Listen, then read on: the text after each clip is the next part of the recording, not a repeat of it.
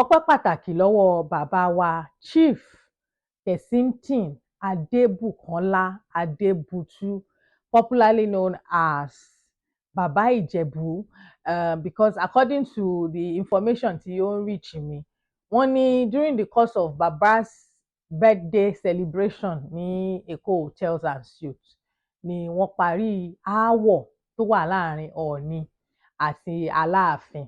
Gẹ́gẹ́ bí mo ṣe gbọ́, wọ́n ní nígbà tí wọ́n ń ṣe ayẹyẹ ọjọ́ ìbí náà, bàbá kan rí fìrí ni wípé Ọọ̀ni àti Aláàfin wọ́n ń ṣe gbọ́nkú síra wọn, bí gbogbo wa ṣe mọ̀ wípé aáwọ̀ ti wà láàrin wọn sìn, ó ti fẹ́ tó bí oṣù méjì sẹ́yìn kan.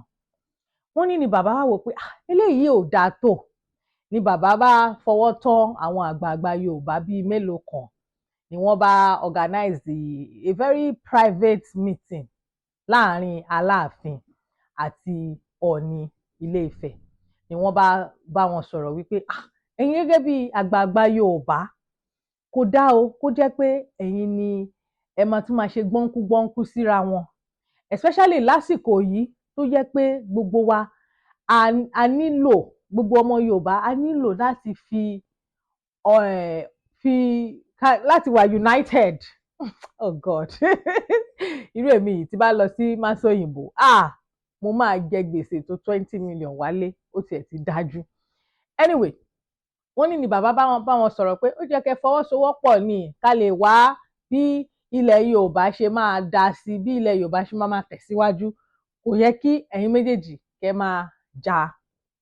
Bí bàbá ṣe bá wọn sọ̀rọ̀ nìyẹn, àwọn méjèèjì àtọ̀ọ̀ni àtàláàfin wọ́n dẹ̀ jọ accept wípé a máa jọ fọwọ́sowọ́pọ̀ o, pé àjọ máa ní àjọṣepọ̀ tó dán mọ́rán. Wọ́n dẹ̀ accept, wọ́n ní níbẹ̀ wọ́n ṣe sign ní agreement nìyẹn. Èyí tó òyìnbó ń pè ní ṣé communique, ìtì máa get pronunciation yẹn dáadáa. Wọ́n ní Ọọ̀ni tọwọ́ bọ̀, Aláàfin náà tọwọ́ bọ̀.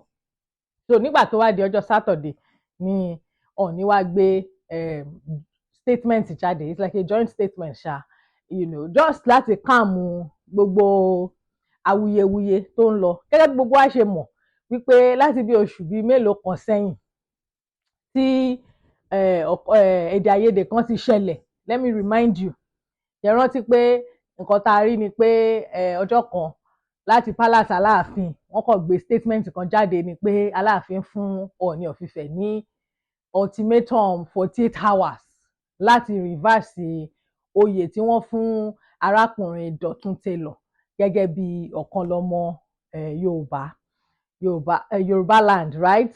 Now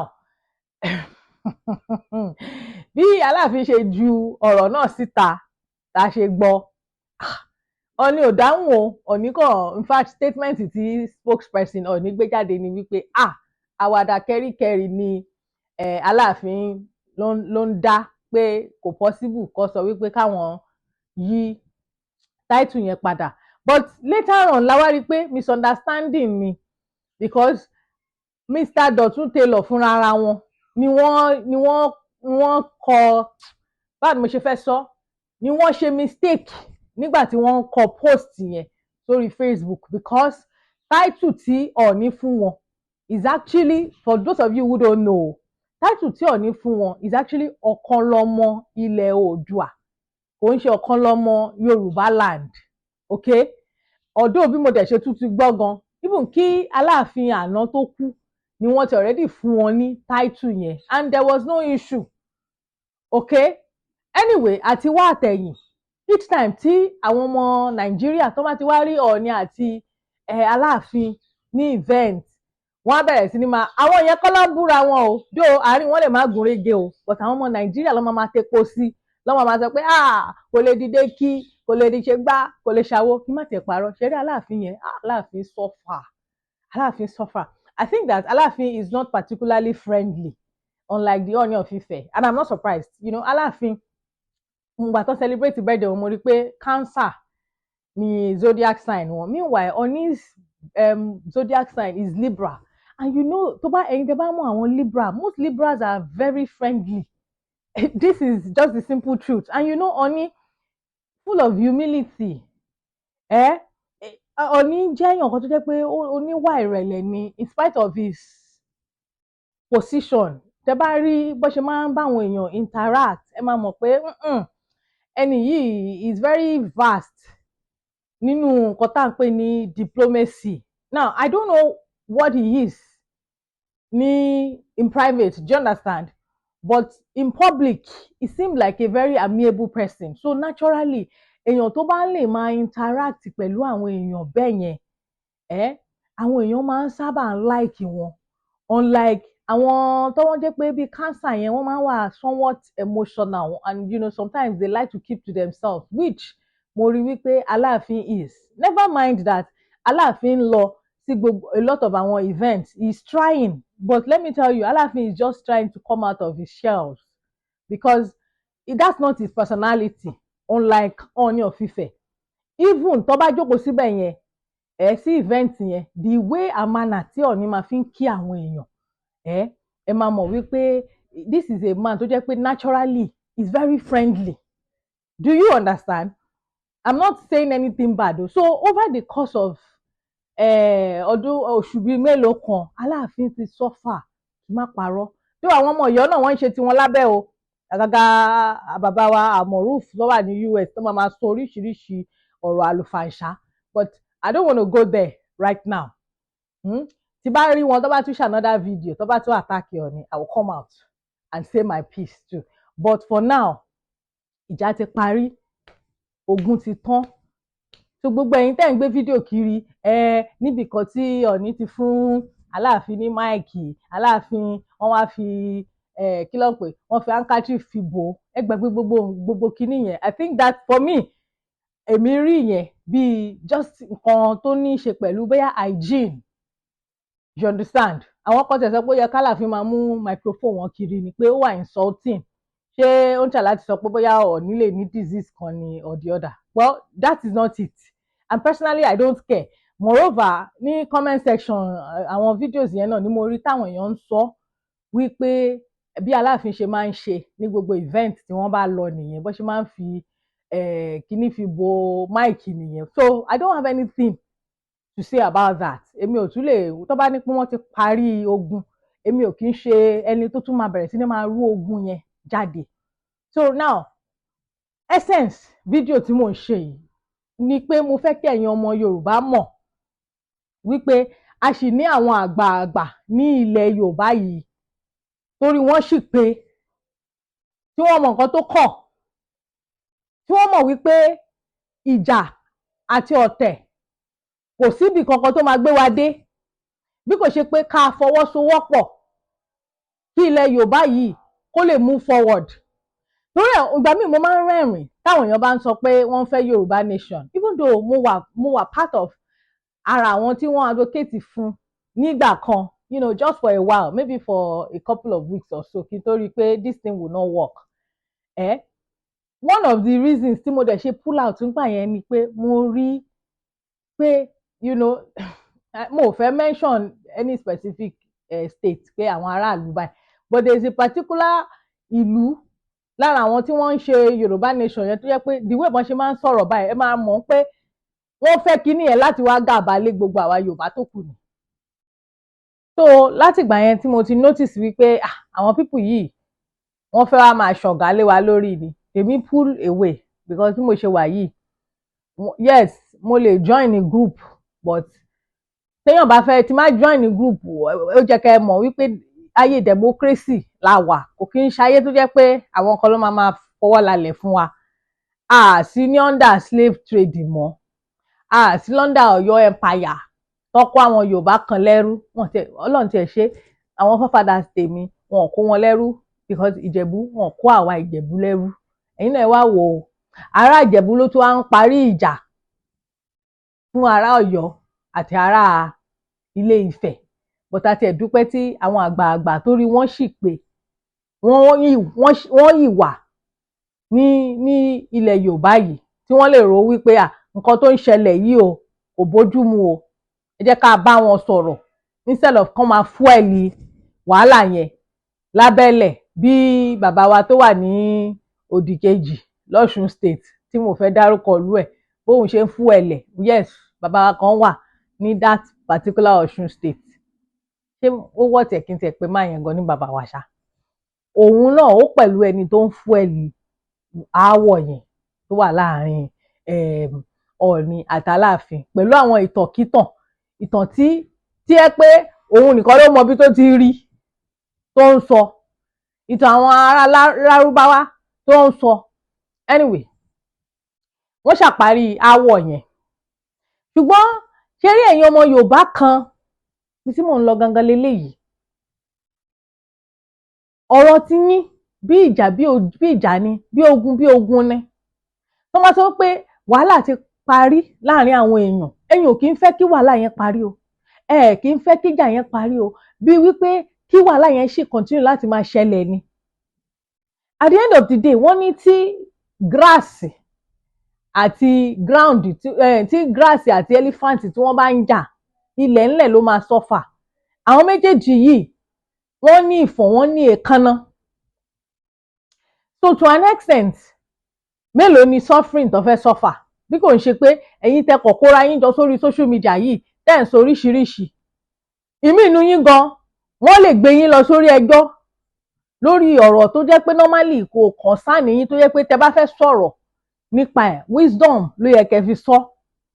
Ìmí inú yín ẹ lè kó sí wàhálà lórí àwọn ọ̀rọ̀ kọ́rọ̀ àti àwọn ọ̀rọ̀ àlùfàǹṣà tẹ́ ń sọ sí àwọn ọba méjèèjì yìí.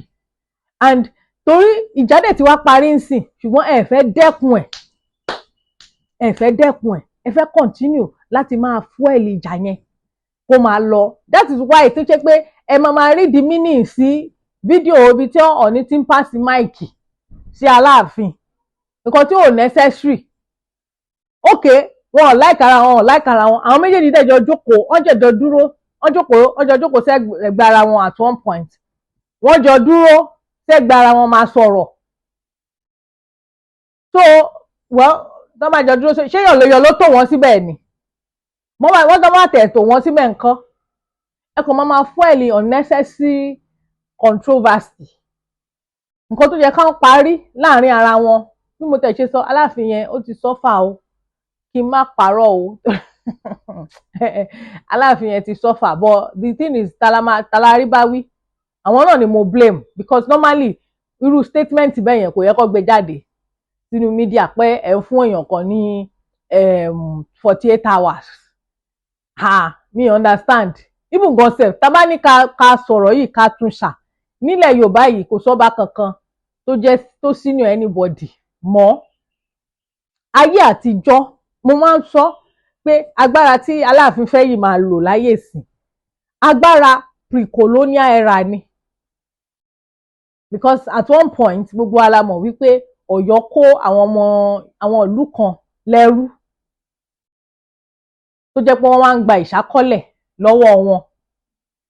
And báyé dẹ̀ ṣe rí náà nìyẹn nígbà yẹn. Ìgbà yẹn ẹni tó wà powerful jùlọ ó máa ń gàba lé àwọn ìlú kéékèèké àbí àwọn ìlú tí wọn ò fi bẹ́ẹ̀ wà ní strength. Báwo ni màá ṣe sọ? Sometimes because of population, sometimes because of strategy. So normally ìlú tó wà powerful ó máa ń swallow ìlú kékeré, àtayédáyé ni. So at one point a lot of àwọn ìlú Yorùbá yìí wọ́n ti wà lọ́ndà rulership Aláàfin rí. Àwọn kan wá ń sọ wípé Aláàfin try láti protect wọn ni. Protect kí ni? Aláàfin try láti Aláàfin establish supremacy ni. So agbára yẹn náà l'Aláàfin yìí fẹ́ máa lò tó fi ń sọ pé àwọn làwọn nẹ́tọ̀ọ́ láti fúnyàn kan ní title ní gbogbo ilẹ̀ Yorùbá. Who cares about that? Because we are no longer under that kind of kini. Gẹ́gẹ́ bí mo ṣe sọ, ọmọ Ìjẹ̀bú pọ́nbélé lèmi. So we were never under the rulership of any Alaafin. But I'm not bothered about that. However, even gan Ọọ̀ni tá ń pọ́nlé, tá ń revere yìí, tá ń understand, tí gbogbo wa tá ń ra gàbò wọn yìí, because to an extent ṣe bá wo ìjà yẹn lórí social media máa rí pé àwọn tó support Ọọ̀ni wọ́n pọ̀ ju àwọn tó support Aláàfin lọ. And the reason tí àwọn èèyàn ṣe support Ọọ̀ni is because of origin. Because most Yoruba people agbàgbọ́ wípé Ilé Ifẹ̀ láti ṣẹ̀ wá. Èèyàn ò dẹ̀ gbọ́dọ̀ tàpá sí orí ìrun ẹ̀ àbí orísun ẹ̀ dẹ̀ ni, you know, because we consider Ooni as our source. That is why ó jẹ́ pé tá bá fẹ́ sọ̀rọ̀ màá sọ fún yín wípé agbára tí Ọ̀yọ́ fẹ́ máa lò, it was agbára káká by force. Because tó bá lọ kọ́ńkà bìkan, inú àwọn èèyàn tó kọ́ńkà yẹn ò lè dùn sí ẹ. Ẹ máa gba ìṣákọ́lẹ̀, àìmọye àwọn èèyàn tẹ́ máa pa, àìmọye àwọn èèyàn tẹ́ máa that were sold into slavery. There were some that became slaves. Just pé kíní, there was a lot of cruelty involved as well. So kò sí ní gbogbo àwọn èèyàn tó bá wà ní, tó bá yẹ pé àwọn wà ní under that kind of forceful rulership, àbí autocratic kíní nígbà yẹn, àbí dictatorship náà ni máa pè, inú wọn ò lè dùn sí yín. But ṣé ti rí títí leadership wọ̀ ni ó kàn derive from pé ibẹ̀ la ti wá o, you know, bí pé kí èèyàn máa ní pé èèyàn ń bọ̀wọ̀ fún ìyá àti bàbá èèyàn sìn, ìyẹn à ń bọ̀wọ̀ fún ìyá àti bàbá wa torí pé àwọn ló bí wa. That is it. There's nothing forceful about it. So it's easy for you to say you are honoring your father and your mother. Nítorí àwọn ló bí wa, tí wọn bá bí wa sáyé ńkọ́. So the same thing náà ni pé Ilé Ifẹ̀ ni gbogbo wa ti ṣẹ̀ wá. Torí ẹ̀ làwọn èèyàn ṣe ń họ́nà Ọọ̀ni Ilé Ifẹ̀. Kò ṣe nǹkan míì. Of course, tá bá wo àwọn conduct Ọọ̀ni tó tún wà ńbẹ̀ yìí náà, ó tún jẹ́ kí ẹlòmíì náà tún máa like wọn. Based on the fact that, you know, he's a very friendly person. Mo ti already sọ lẹ́ǹkan pé based on zodiac sign Baba is very friendly. And we can all see the humility. Even though some people believe that humility Baba ó ń jẹ́ kí ẹ̀gbin máa rá wọn. But honestly, I don't really think so, because, you know, sí ní Stonehenge mọ́. Táwọn èèyàn máa expect ọba kó máa jókòó síbì kan, kó máa lọ sí anywhere, kó máa lọ party, kó máa interact pẹ̀lú àwọn èèyàn. No. Sí ńbẹ̀. So inú tèmi dùn o, mi mọ bẹ́yìn ṣe feel o, àmọ́ information yìí mo feel pé information pàtàkì ni. Ó dẹ̀ jẹ́ kí àwa Yorùbá kí a celebrate ẹ̀, kò jẹ́ ká máa tún máa tojú bọ nǹkan tí ò sí ńbẹ̀ mọ́. You understand? Since tí àwọn méjèèjì tí wọ́n ti gbà láti jọ ṣiṣẹ́ pọ̀, àbí kí lẹ ní mo wí? Anyway, ladies and gentlemen, ẹ jẹ́ kí n mọ thought yín nínú comment section. Màá rí yín nígbà mìíràn. Ó dàbọ̀.